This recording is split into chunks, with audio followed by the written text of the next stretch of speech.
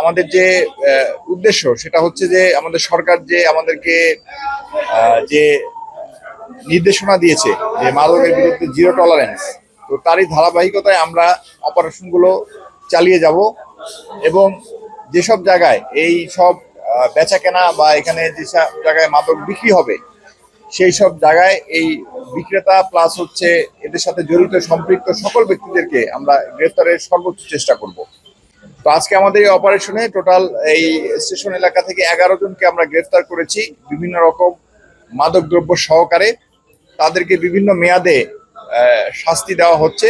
আমাদের সাথে আমাদের ম্যাজিস্ট্রেট আছেন আবু হাসান, পানিশমেন্ট সম্পর্কে উনি আপনাদেরকে বিস্তারিত বলবেন।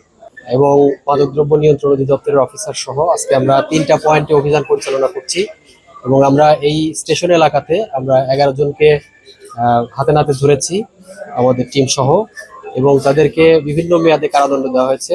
11 জনকে 6 মাস থেকে শুরু করে আমরা বিভিন্ন মেয়াদে তাদেরকে কারাদণ্ড দিয়েছি।